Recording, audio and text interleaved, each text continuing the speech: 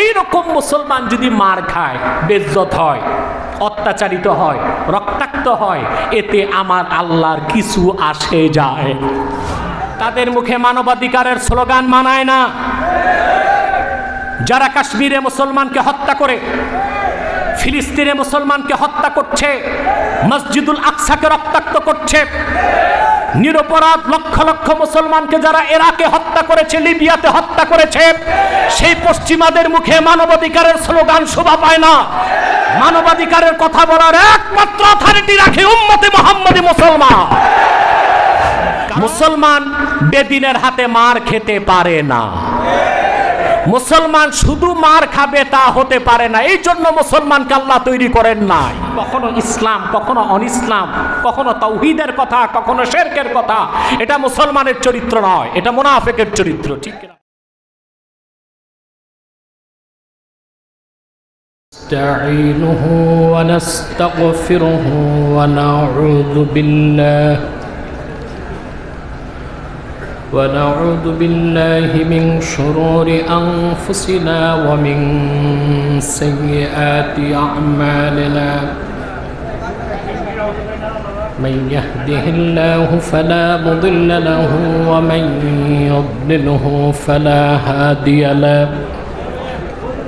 ونشهد أن لا إله إلا الله وحده لا شريك له. ونشهد أن محمدًا عبده ورسوله الذي أرسله بالحق بشيرًا ونذيرًا وداعيًا إلى الله بإذنه وسراجًا منيرًا. فقد قال الله تعالى في كلامه المجيد والفرقان الحميد: أعوذ بالله من الشيطان الرجيم. بسم الله الرحمن الرحيم. ومن يطع الله ورسوله فقد فاز فوزا عظيما. صدق الله العظيم وصدق رسوله النبي الكريم ونحن على ذلك من الشاهدين والشاكرين والحمد لله رب العالمين. إن الله وملائكته يصلون على النبي يا أيها الذين آمنوا صلوا عليه وسلموا تسليما. اللهم صل على سيدنا محمد وعلى آل سيدنا محمد. জবান খুলে হৃদয়ের সবটুকুন ভালোবাসা উজাড় করে পড়ুন আল্লাহুম্মা সাল্লি আলা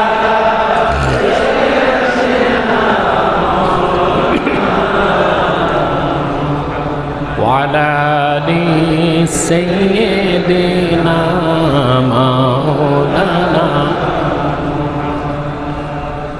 मेरा दिल तड़प रहा है, मेरा जल रहा है सीना,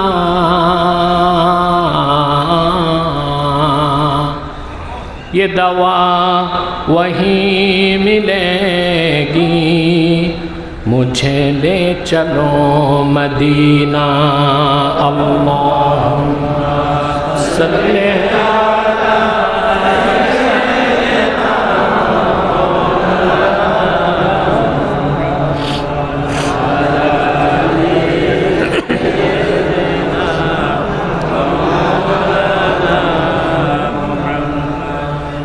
मदीना मदीना मोमिनों की गुनगुना है,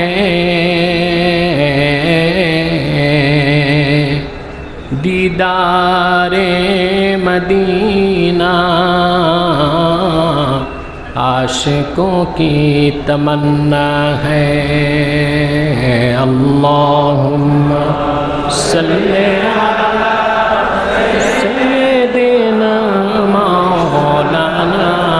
मुहम्मद वाला मौलाना मुहम्मद मुहम्मदुन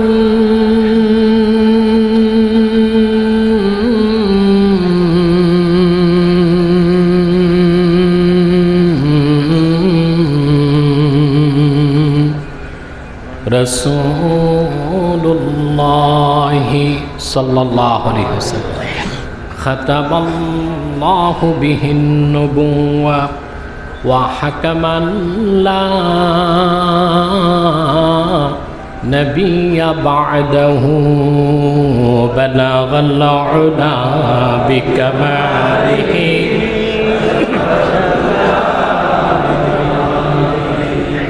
हसनत जमीअ ख़िसालिही।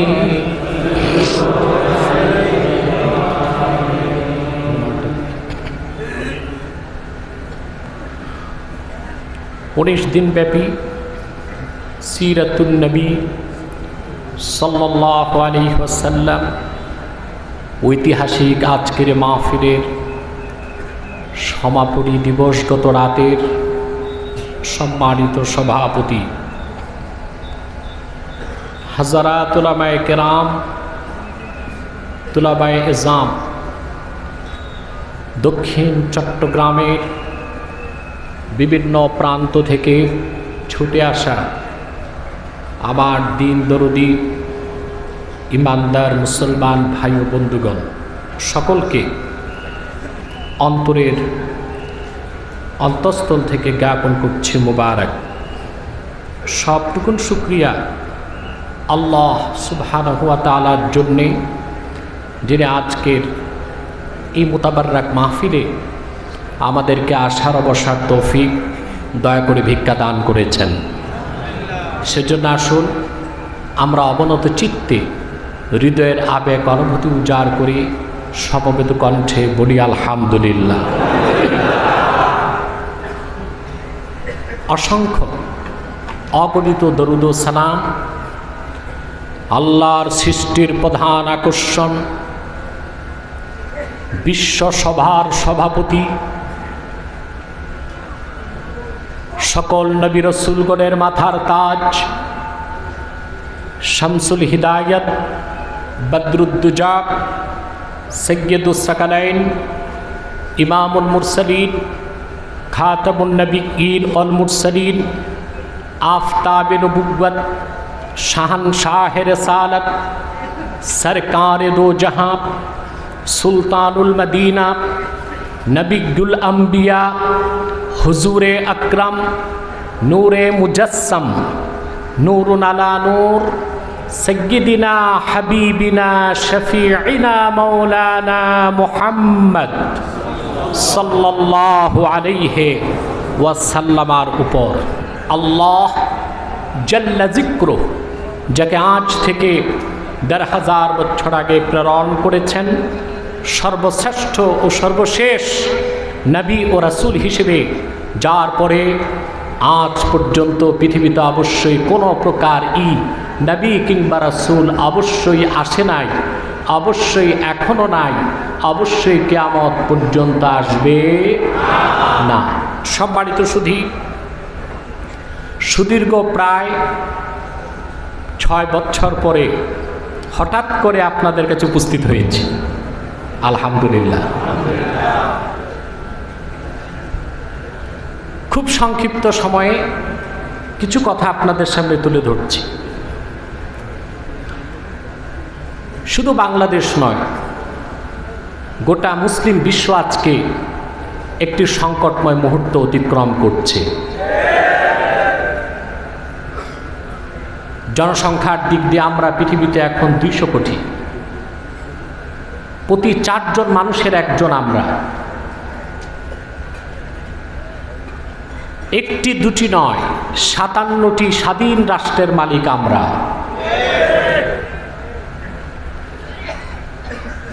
ন্যাচারাল অ্যাডভান্টেজ, প্রাকৃতিক সম্পদ শতকরা 70% আমাদের দখলে। তারপরও কি প্রাচ্যে কি দূর প্রাচ্যে পৃথিবীর বিভিন্ন প্রান্তে আজকে মুসলমানি নির্যাতিত, নিপীড়িত, নিগৃহীত, অত্যাচারিত, রক্তাক্ত, পর্যুদস্ত, ঠিক কিনা বলুন? তার মূলভূত কারণ কি? সে কারণটি খুব সংক্ষেপে আমি আপনাদের সামনে তুলে ধরছি। আল্লাহ রাব্বুল আলামিন কোরআনুল কারীমের মধ্যে ইরশাদ করেছেন, ওয়ামান ইউতিইল্লাহা ওয়া রাসূলাহু ফাকাদ ফাযা ফাওজান আযীমা। আর যে ব্যক্তি আল্লাহর আনুগত্য এবং আল্লাহর রাসূলের আনুগত্যকে বরণ করে নিল, সে ব্যক্তি সফলতার শীর্ষ সোপানটা লাভ করল। সফলতার মূল মন্ত্র হলো আল্লাহর আনুগত্য, তার রাসূলের আনুগত্য, ঠিক কিনা বলুন? আল্লাহ ও তার রাসূলের আনুগত্যের বাইরে কোনো সফলতা নাই, কোনো কল্যাণ নাই, কোনো নাজাত নাই।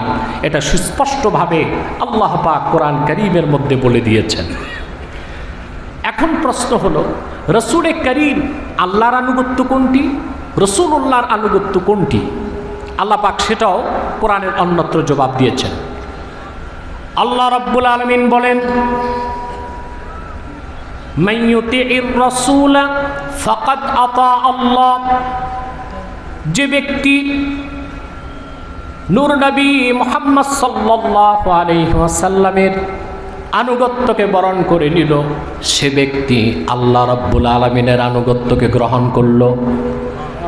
তাহলে নূর নবী মুহাম্মদ সাল্লাল্লাহু আলাইহি ওয়াসাল্লামের আনুগত্যটাই আল্লাহর আনুগত্য।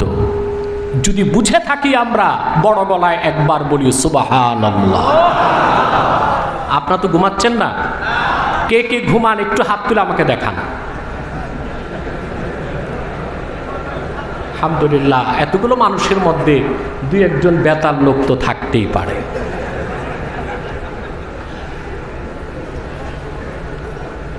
কথা খেয়াল করতেছেন? আমি বেশি কথা না বলে কম কথায় বুঝাচ্ছি। রাসূলুল্লাহর আনুগত্য আল্লাহর আনুগত্য। এখন প্রশ্ন হলো, রাসূলুল্লাহ সাল্লাল্লাহু আলাইহি সাল্লামের আনুগত্য কিভাবে করব? হুজুর তো আমাদের থেকে বিদায় নিয়েছেন 1500 বছর আগে। ওনার আনুগত্য কিভাবে করব? প্রশ্ন আসে, জোরে বলেন। প্রশ্ন আসে, তার জবাব আল্লাহর আখিরি নবী নবিকুল সম্রাট মুহাম্মদ সাল্লাল্লাহু আলাইহি ওয়াসাল্লাম আজ থেকে 1500 বছর আগে যে সুন্নাত, যে উসওয়াত, যে রীতি, যে নীতি, যে তরিকা, যে পদ্ধতি রেখে গিয়েছেন, জীবনের সকল ক্ষেত্রে সে সুন্নাত এবং উসওয়াতের অনুসরণ করলে রাসূলুল্লাহর আনুগত্য হয়ে যাবে। আর রাসূলুল্লাহর আনুগত্যটাই আমার আল্লাহ রাব্বুল আলামিনের আনুগত্য হয়ে যাবে। তাহলে রাসূলুল্লাহর আনুগত্য হলো রাসূলুল্লাহর রেখে যাওয়া সুন্নতের অনুসরণ, ঠিক কিনা বলেন? বড় দুঃখজনক, রবিউল আউয়াল মাস আসলে আমাদের বাংলাদেশে সুন্নতের কথা কম হয়, ঝগড়া হয়, মিলাদুন নবী হবে না সিরাতুন নবী হবে। এটা বাংলাদেশে হয়, খুব বেশি হয়। একদল মৌলভী সাহেব দাঁড়ান, সিরাতুন নবী নাই, মিলাদুন নবী কায়েম করো। আরেক দল মৌলভী সাহেব আছেন, বলে মিলাদুন নবী বলতে কিছু নাই, ওনারা সব জায়গায় এই ভালো ভালো কাজে দূরবীন দিয়ে বেদাত খোঁজার চেষ্টা করে। আমরা বলি মিলাদ যার সিরাত তার, সিরাত যার মিলাদ তার। পার্থক্য, মিলাদ স্মরণ করতে হয়, সিরাত অনুসরণ করতে হয়। একটি স্মরণ আর একটি অনুসরণ। কিন্তু বাংলাদেশে এই ঝগড়াটা রবিউল আউয়াল মাস আসলে একটি মারাত্মক ফিতনায় রূপ নিয়ে যায়, ঠিক কিনা বলেন? রাসূল করিম সাল্লাল্লাহু আলাইহি ওয়াসাল্লাম যে সুন্নত রেখে গেলেন, জীবনের সকল ক্ষেত্রে সেই সুন্নতকে গ্রহণ করতে হবে। কিন্তু সবচেয়ে পরিতাপের বিষয়, বাংলাদেশের মানুষ তো সুন্নতই চিনল না। সুন্নত বলতে বুঝে শুধু দাড়ি, টুপি, জুব্বা, কুর্তা, ঠিক কিনা? দুপুরে খাওয়ার পর একটু ঘুমানো, রাতে খাওয়ার পর একটু হাঁটা, মাঝে মধ্যে মিষ্টি খাওয়া, কদু খাওয়া। বাকি সুন্নত না বুঝার চেষ্টা করলো, না গ্রহণ করার চেষ্টা করলো, ঠিক কিনা বলে? বক্তারা আপনাদেরকে সারা রাত পিক আপ দিয়ে গরম করতে করতে যা এনার্জি ছিল সব নিয়ে গেছে, নাকি শক্তি আছে? দক্ষিণ চট্টগ্রামের ইমানদারেরা তোমাদের উপস্থিতিকে জানান দেবার জন্য সর্বশক্তি দিয়ে আল্লাহকে ডেকে বলো আল্লাহু আকবার। আমরা জেগে আছি, সজাগ আছি, ইমান চোরদেরকে হুঁশিয়ার করে দিচ্ছি। চট্টগ্রামের বীর সন্তানরা শিরক কুফরকে মোকাবেলা করতে প্রস্তুত আছে। সুন্নাত কি? আব্দুল কাদের জিলানী রাহমাতুল্লাহ সুন্নতের সংজ্ঞা দিয়েছেন, আম্মা সুন্নাহ ফাহিয়া মা সান্না রাসূলুল্লাহ সাল্লাল্লাহু আলাইহি ওয়াসাল্লাম। আল্লাহ রাসূল মুহাম্মদ সাল্লাল্লাহু আলাইহি ওয়াসাল্লাম ১৫০০ বছর আগে যেটা নীতি হিসেবে গ্রহণ করেছেন, রীতি হিসেবে নির্ধারণ করেছেন, তার নাম সুন্নাত। সেটা শুধু নামাজ, রোজা, হজ জাকাতে না, সব ক্ষেত্রে। আমি খুব সহজ বিষয়টা আপনাদেরকে বোঝাচ্ছি। আপনার এশার নামাজ কয় রাকাত পড়েছেন? জোরে বলেন। 4 রাকাত যে পড়লেন ফরজ, কয় রাকাত পড়েছেন? এটা কি? আমি যদি বলি ফরজ তো বটে, সুন্নত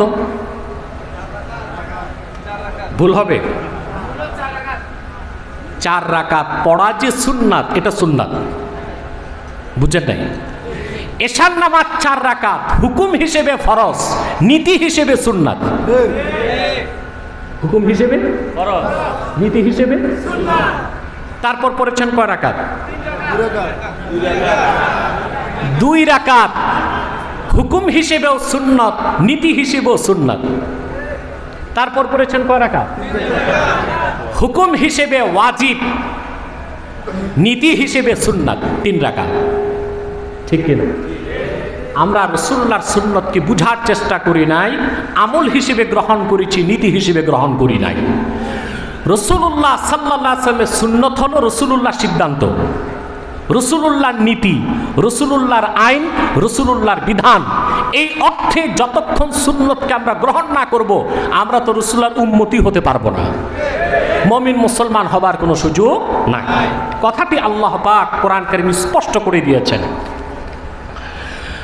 আল্লাহ রাব্বুল আলামিন বলেন, وما كان لمؤمن ولا مؤمنة إذا قضى الله ورسوله أمرا أن يكون لهم الخيرة من أمرهم ومن يعص الله ورسوله فقد ضل ضلالا مبينا।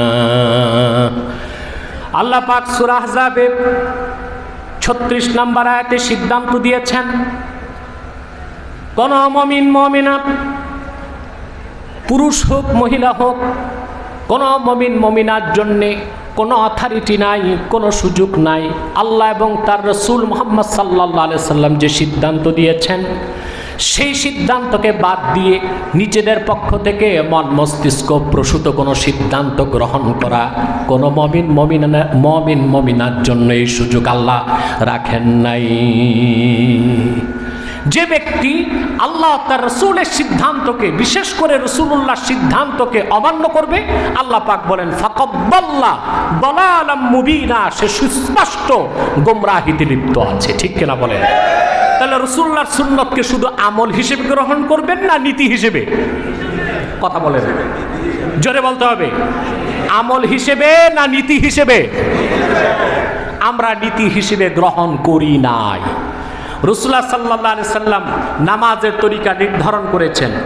এশা 4 রাকাত ফরজ, যোহর 4 রাকাত, আসর 4 রাকাত, মাগরিব 3 রাকাত, এশা 4 রাকাত। কোরআন কারিমে নামাজের কথা আছে, কোন নামাজ কয় রাকাত এই কথা কি আছে? নাই। রাকাত নির্ধারণ কে করেছেন? কার হুকুমে? নামাজের ক্ষেত্রে আমরা রাসূলুল্লাহর নীতি গ্রহণ করেছি, হজের ক্ষেত্রে গ্রহণ করি। আমাদের দেশের লোক হজ করতে গেলে পুরা সুন্নত মোতাবেক চলে। চিন্তা করে যদি সুন্নত বাদ দিয়ে 5 লাখ টাকা মাই।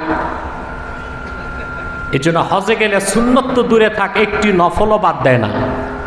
সবচেয়ে বেশি অস্থির হয়ে যায় হাজী সাহেবরা শয়তানকে পাথর মারার আগে মুজদালিফায়। বারবার মুআল্লিমকে জিজ্ঞেস করে, হুজুর ভালো করে বলেন পাথর কয়টা নিব, শয়তানকে তো সকালে মারতে হবে। তালেম সাহেব বলে, নেন 3 দিনের জন্য নিয়ে নেন 70-80টা।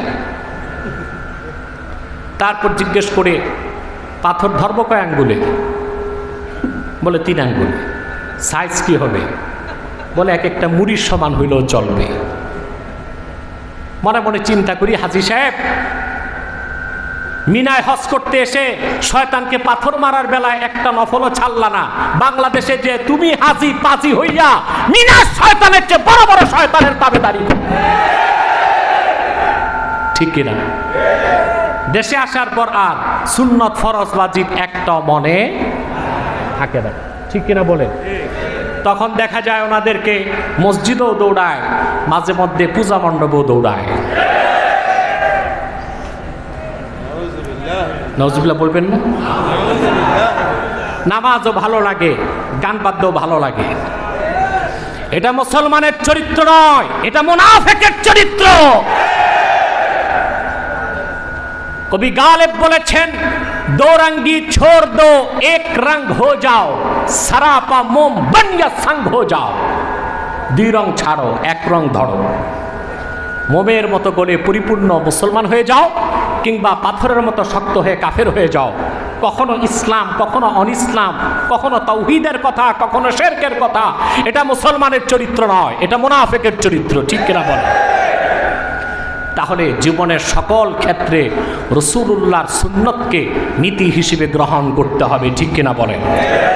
যতক্ষণ পর্যন্ত রাসূলুল্লাহর সুন্নতকে নীতি হিসেবে গ্রহণ না করবেন, ততক্ষণ পর্যন্ত আপনি আল্লাহ রাসূলের উম্মত হতে পারবেন না। আমার ভাইয়েরা, এই ক্ষেত্রে আল্লাহ রাব্বুল আলামিন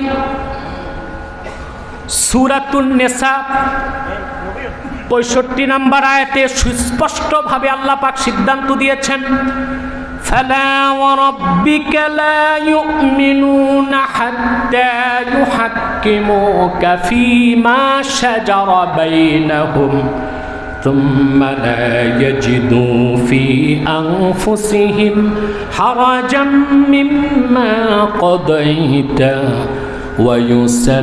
ويسلموا تسليما।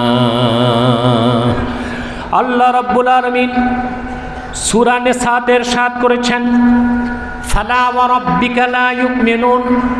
মুহাম্মদ সাল্লাল্লাহু আলাইহি ওয়াসাল্লাম, আপনার রবের কসম, ততক্ষণ পর্যন্ত তারা মুমিন হতে পারবে না, হাত্তা ইউহাক্কিমুকা ফীমা শাজারা বাইনাহুম, তাদের মধ্যে সৃষ্ট বিরোধের ক্ষেত্রে মীমাংসার জন্য আপনার রাসূলের সিদ্ধান্ত যতক্ষণ গ্রহণ না করবে, আমি আল্লাহ কসম করে বলি তারা মুসলমান হতে পারবে না।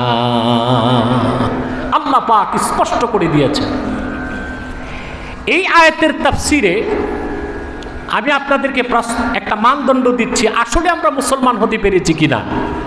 মুসলমান বেদিনের হাতে মার খেতে পারে না, মুসলমান শুধু মার খাবে তা হতে পারে না। এই জন্য মুসলমানকে আল্লাহ তৈরি করেন নাই। মুসলমানকে আল্লাহ নির্দেশ করেছেন বেদিনের পক্ষ থেকে আঘাত আসলে ডিফেন্স দাও, যদি দ্বিতীয়বার আঘাত আসে ডিফেন্স নয় অফেন্সে চলে যাও। ঠিক কিনা বলে?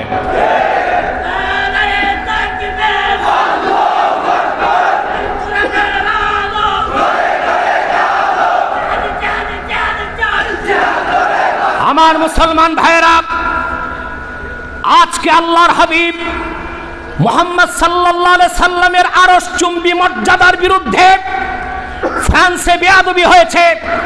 আমরা 57টি মুসলিম রাষ্ট্রের মুসলমান শুধু মিছিল করেছি, আর কিছু করতে পারি না।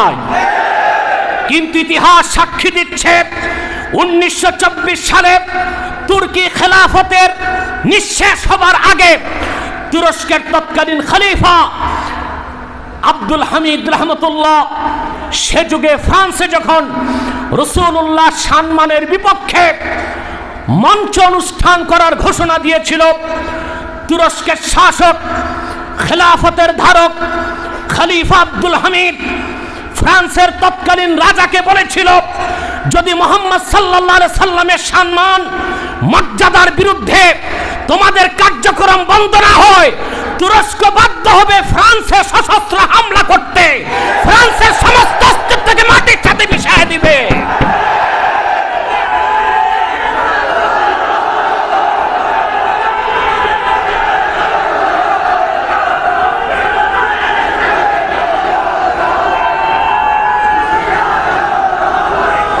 আপনারা শুনে আনন্দিত হবেন, ফ্রান্স বিরোধী আন্দোলন বাংলাদেশে শুরু করেছে তাহরিকে খাতমের উপর বাংলাদেশ।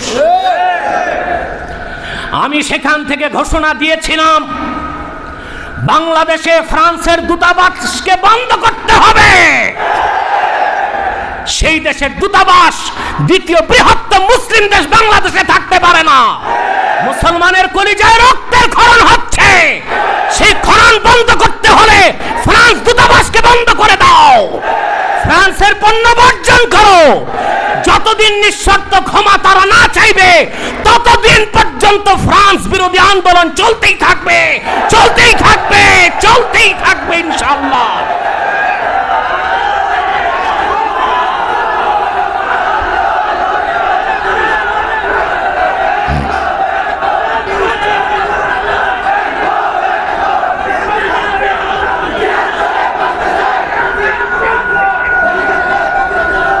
আমার ভাইয়েরা, আল্লাহ রসুলের সম্মানের বিরুদ্ধে যেই বক্তব্য দিবে তার একমাত্র শাস্তি মৃত্যুদণ্ড, কোনো আপিল চলবে না।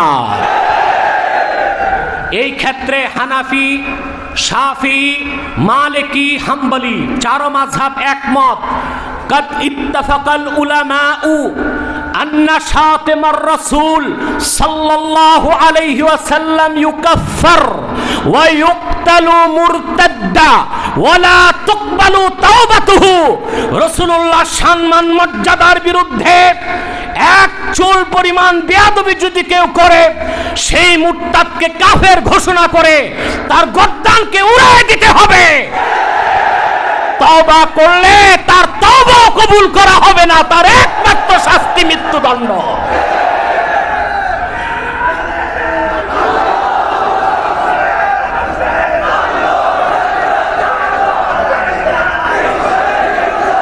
এই সিরাত ময়দানের জনসমুদ্র থেকে আমি বাংলাদেশের অভিভাবকদেরকে বলতে চাই, সোনার বাংলায় যখন তখন বাক স্বাধীনতার দোহাই দিয়ে কথিত বুদ্ধিজীবীরা রাসূলুল্লাহ শানে বেয়াদবি করে,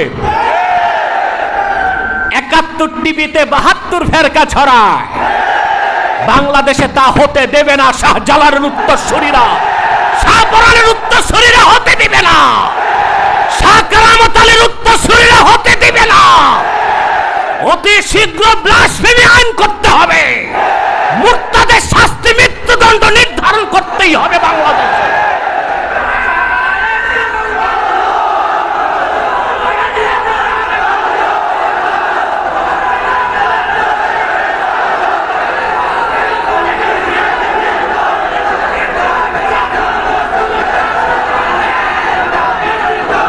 আমার ভাইরা, আল্লাহ রসুলের সুমহান আদর্শ থেকে আমরা মুসলমান পরম সহিংসতা শিখেছি। আমরা অন্য ধর্মের মানুষের গায়ে হাত দেই না, কোন পূজা মণ্ডপে আমরা বাধা দেই না, রথযাত্রাতে বাধা দেই না। কিন্তু কিছু লোক মাঠে নেমেছে, অধিকার চায়। অধিকার চাইবেন ভালো কথা, অধিকার যেন স্বাধিকারে পরিণত না হয়। পার্শ্ববর্তী রাষ্ট্রে তাকিয়ে দেখেন, সেখানে মসজিদকে ভেঙ্গে মাটির সাথে মিশিয়ে দেওয়া হয়, মুসলমানকে আগুনে জ্বালিয়ে হত্যা করা হয়, উড়ন্ত প্লেনে চলন্ত বাসে মুসলিম মা বোনদের ধর্ষণ করা হয়। বাংলাদেশ সরকার আপনাদের নিরাপত্তা দিয়েছে, এদেশের মুসলমান আপনাদের নিরাপত্তা দিচ্ছে, কিন্তু মাঠে নেমে বাংলাদেশে গৃহযুদ্ধ লাগাবার চেষ্টা করবেন না। বাংলাদেশের উন্নতি অগ্রগতি দেখে পাশের দেশের শত্রুর মাথা খারাপ হয়ে গিয়েছে, বাংলাদেশে অরাজকতা সৃষ্টি করতে চায়। 14 কোটি মুসলমান হুঁশিয়ার করে দিচ্ছে হিন্দুস্তানকে, বাংলাদেশের স্বাধীনতা সার্বভৌমত্ব রক্ষায় 14 কোটি মুসলমান আরেকবার রক্ত দিতে প্রস্তুত আছে।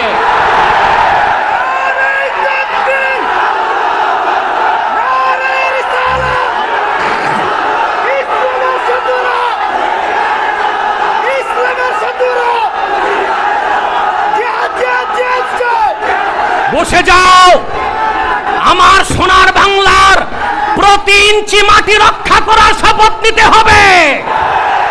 সারা বাংলায় কোরআনের রাজ কায়েমের শপথ নিতে হবে। মনে রেখো, মনে রেখো, আমরা সন্ত্রাসকে ঘৃণা করি, জিহাদকে ভুলে যাই না। মাতৃভূমি রক্ষার আন্দোলনকেও হাদিসে জিহাদ বলা হয়েছে। সেজন্য আমাদের প্রস্তুত থাকতে হবে। কোরআন সুন্নাত ইসলামের সুমহান মর্যাদা রক্ষায়, বাংলাদেশের স্বাধীনতা সার্বভৌমত্বকে পার্শ্ববর্তী শত্রুর আগ্রাসন থেকে রক্ষায় যদি প্রয়োজন হয়, এই দেশের আলেম ওলামা পীর মাশায়েখরা অস্ত্র নিয়ে প্রথমে মাঠে নামবে, ঠিক কিনা? সেজন্যই আলেম ওলামার বিরুদ্ধে মিছিল বের করা হয়। চলবে না, এটা বরদাস্ত করা হবে না। বাংলাদেশের সবচেয়ে সুপ্রিয় সংগঠনকে নিয়ে কোনো মন্তব্য এদেশের মুসলমান বরদাস্ত করবে না, করবে না, করবে না, ঠিক কিনা বলেন? আমার প্রিয় ভাই সব, আমার প্রিয় ভাই বসেন, এত স্লোগান দিলে আমার সময় কম। রাসূলুল্লাহর সুমহান আদর্শকে, সুন্নাতকে নীতি হিসেবে গ্রহণ করতে হবে। রাজি আছেন? জোরে বলেন। যতক্ষণ আল্লাহ পাক ঘোষণা করেছেন মুহাম্মদ সাল্লাল্লাহু আলাইহি সাল্লামের সিদ্ধান্তকে কেউ মানবে না, সে মুসলমান হতে পারে পারে। এবার আমি একটি হাদিস শোনাচ্ছি। তাফসীর দুররে মানসুর 2য় খণ্ড 322 পৃষ্ঠা, তাফসীর ইবনে কাসির 1ম খণ্ড 533 পৃষ্ঠা, তাফসীর ফাতহুল কাদির 1ম খণ্ড 484 পৃষ্ঠা। 3টি তাফসীরের কিতাবই মারফু মুত্তাসিল সনদে হাদিসটি এসেছে। ইখতাসামা ইলা রাসূলিল্লাহি সাল্লাল্লাহু আলাইহি ওয়াসাল্লাম রাজুলান, দুইজন ব্যক্তি আল্লাহ রসুলের কাছে ঝগড়া করে বিচার নিয়ে আসলেন। খেয়াল করতেছেন কথা? হাদিসের ব্যাখ্যা এসেছে, একজন ছিল ইহুদি, একজন ছিল মুসলিম। সাক্ষী প্রমাণে রাসূলুল্লাহ রায় দিলেন, রায় পেয়ে গেল ইহুদি। কে রায় পেল? সুবহানাল্লাহ। এটাই ইসলামের বিচার, এটাই আইনের শাসন, ঠিক কিনা? আমরা আইনের শাসনের কথা বলি, কোথায় আছে আইন? পৃথিবীর সব জায়গায় চলতেছে বেআইন। আমেরিকা তো বেআইন চলতেছে, ট্রাম্প ড্রাম হয়ে গেছে, নির্বাচনকে মানতেছে না, ঠিক কিনা? কথা বলেন। আইনের শাসন উপহার দিয়েছেন আমার প্রিয় রাসূল মুহাম্মদ সাল্লাল্লাহু আলাইহি সাল্লাম, ঠিক কিনা? আজকে মানবাধিকারের কথা শোনা যায়, তাদের মুখে মানবাধিকারের স্লোগান মানায় না। যারা কাশ্মীরে মুসলমানকে হত্যা করে, ফিলিস্তিনে মুসলমানকে হত্যা করছে, মসজিদুল আকসাকে রক্তাক্ত করছে, নিরপরাধ লক্ষ লক্ষ মুসলমানকে যারা ইরাকে হত্যা করেছে, লিবিয়াতে হত্যা করেছে, সেই পশ্চিমাদের মুখে মানবাধিকারের স্লোগান শোভা পায় না। মানবাধিকারের কথা বলার একমাত্র অথরিটি রাখে উম্মতে মুহাম্মদী মুসলমান। কারণ আইনের শাসন, সাম্য, মানবাধিকার, ন্যায় বিচার প্রতিষ্ঠা করেছেন বিশ্ব মানবতার মুক্তির দূত নবী কুল সম্রাট আখিরি নবী মুহাম্মদ সাল্লাল্লাহু আলাইহি সাল্লাম ১৫০০ বছর আগে। রায় পেল কে? জোরে বলতে হবে। ওই যে কথিত মুসলিম, সে নারাজ হয়ে গেল। সে রাসূলুল্লাহকে বলল, রুদ্দানা ইলা ওমর, হুজুর বিচারটা আরেকবার করার জন্য আমাদেরকে ওমরের কাছে পাঠান। কথা বুঝতেছেন? আল্লাহ রাসূল সাল্লাল্লাহু আলাইহি সাল্লাম বললেন, ঠিক আছে, ইনতালিকু ইলা ওমর, যাও ওমরের কাছে যাও, আরেকবার বিচার করো। দুজন আসলেন হযরত ওমরের কাছে। আসার পরে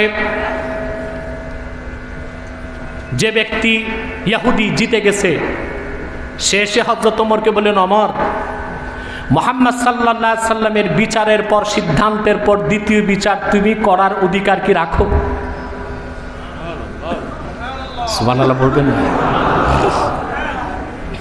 হযরত ওমর বললেন, বিষয়টা কি? তখন সেই ইহুদি বলল, আমরা তো বিচার রাসূলুল্লাহর কাছে বিচারের জন্য গিয়েছিলাম, আমরা উভয়ে ফয়সালার জন্য আল্লাহ রাসূলের কদমে গিয়েছিলাম। রাসূলুল্লাহ বিচার করেছেন, আমি রায় পেয়েছি। এই মুসলিম লোকটি রাসূলুল্লাহর কাছে বলেছে, আপনি ওমরের কাছে পাঠিয়ে দিন বিচারের জন্য। সেজন্য রাসূলুল্লাহ সাল্লাল্লাহু আলাইহি সাল্লাম তোমার কাছে পাঠিয়েছে।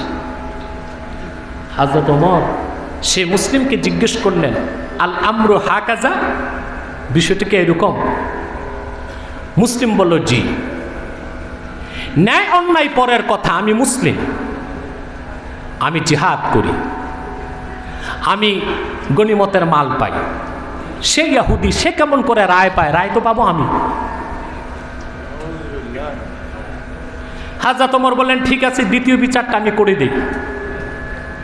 আনতুমা মাকানাকুমা হাত্তা আখরুজা ইলাইকুমা ফাআকযিয়া বাইনাকুমা। ফারাজা ওমর ফাখারাজা মুশতামিলান আলা সাইফিহি ফাকাতালা আল্লাযী ক্বালা রুদ্দানা ইলা ওমর। ওমর বললেন, ঠিক আছে, বিচার একটা বাকি আছে, আমি করে দিচ্ছি। তিনি বললেন, উভয়ে দাঁড়িয়ে থাকো, আমি আসতেছি। আমিরুল মুমিনিন ওমর ভিতরে গেলেন, তরবারি হাতে নিলেন, তরবারি কোষ মুক্ত করে হযরত ওমর এসে বললেন তাকে, রাসূলুল্লাহর বিচার যে মানে নাই, আল্লাহ রাসূলের সিদ্ধান্তে যে একমত হতে পারে না, আল্লাহর আকাশের নিচে বেঁচে থাকার অধিকার তার থাকতে পারে না। এই কথা বলে হযরতে ওমর সেই মুনাফিক মুসলমানের গর্দানকে উড়িয়ে দিলেন, দুনিয়া থেকে বিদায় করে দিলেন। সারা মদিনাতুল মুনাওয়ারায় আওয়াজ শুরু হয়ে গেল, ওমর একজন মুসলিমকে হত্যা করেছে। হযরত ওমরের মনটা বেজার হয়ে গেল। আসলে কি ওমর মুসলিম হত্যা করেছেন নাকি? রাসূলুল্লাহর সিদ্ধান্ত যে মানে না, রাসূলুল্লাহর সুন্নাতকে নীতি হিসেবে বিশ্বাস করে না, রাসূলুল্লাহর বিধানকে আইন হিসেবে মানে না, রাসূলুল্লাহর আদর্শকে একমাত্র উত্তম আদর্শ বলে যারা স্বীকার করে না, কোরআনের মালিক আল্লাহর কসম, আল্লাহর ফতোয়ায় তারা মুসলমান হতে পারে নাই। এই রকম মুসলমান যদি মার খায়, বেইজ্জত হয়, অত্যাচারিত হয়, রক্তাক্ত হয়, এতে আমার আল্লাহর কিছু আসে যায়? ঠিক কিনা? কিছু আসে যায় না। চতুর্দিক শোর পড়ে গেল, ওমর একজন মুসলমান হত্যা করেছেন। হযরত ওমর বেজার হয়ে গেলেন। আল্লাহর পক্ষ থেকে হযরত ওমরের পক্ষে কোরআন নাজিল হয়ে গেল। যদি গুনাহ না হয় একটু জোরে বলেন সুবহানাল্লাহ। মুসলমান, আপনি অবাক হবেন, হযরত ওমরের পক্ষে 22টি আয়াত নাজিল হয়েছে। আল্লাহ রাসূল সাল্লাল্লাহু আলাইহি ওয়াসাল্লামের হাদিস সহিহ বুখারীতে এসেছে, লিকুল্লি নাবিয়্যিন মুহাদ্দাসুন ওয়া মুহাদ্দাসু উম্মতি উমর ইবনুল খাত্তাব। প্রত্যেক নবীর একজন মুহাদ্দাস থাকতো। কি থাকতো? মুহাদ্দিস না, মুহাদ্দাস। মুহাদ্দিস ইসমে ফাইল থেকে, মুহাদ্দাস মাফউল থেকে, দুটোটাই বাবে তাফিল থেকে। মুহাদ্দিস যিনি হাদিস পড়ান। মুহাদ্দাস যার পক্ষে ওহী নাজিল হতো। হযরত ওমরের 22টি সিদ্ধান্তের পক্ষে কোরআন নাজিল হয়েছে, বলেন সুবহানাল্লাহ। হযরত ওমরের পক্ষে কোরআন নাজিল হয়ে গেল। আল্লাহ পাক ঘোষণা করলেন, ফালা ওয়া রাব্বিকা লা ইউমিনুনা হাত্তা ইউহাক্কিমুকা ফীমা শাজারা বাইনাহুম ثم لا يجدوا في أنفسهم حرجا مما قضيت ويسلموا تسليما।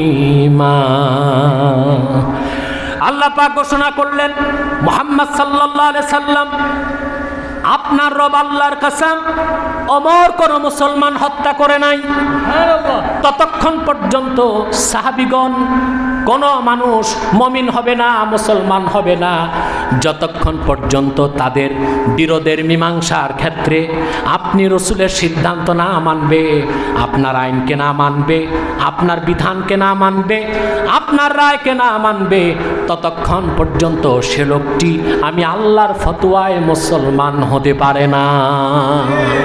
ঠিক কিনা বলেন? তাহলে আমি বিদায় মুহূর্তে আপনাদেরকে বলবো, আমরা যদি খাঁটি মুসলমান হতে চাই আর ইহকালে কল্যাণ পরকালে সফলতা চাই, জীবনের সকল ক্ষেত্রে আল্লাহর আখিরি নবী নূর নবী মুহাম্মদ সাল্লাল্লাহু আলাইহি ওয়াসাল্লাম ১৫০০ বছর আগে আল্লাহর আখিরি নবী মুহাম্মদ সাল্লাল্লাহু আলাইহি ওয়াসাল্লাম যে উসওয়াত, যে আদর্শ, যে সুন্নাত, রীতি নীতি পদ্ধতি, বলেন আমার সাথে সুন্নতের অর্থ রীতি, জোরে বলতে হবে, রীতি নীতি পদ্ধতি রেখে গিয়েছেন জীবনের সকল ক্ষেত্রে। সেই নীতি রীতি পদ্ধতি, সেই সুন্নাত নীতি হিসেবে আমরা বিশ্বাস যদি না করি, মুসলমান হবার কোনো সুযোগ নাই, মুক্তির কোনো ব্যবস্থা নাই। এবার আসুন আমি একটু উদাহরণ দিয়ে শেষ করছি।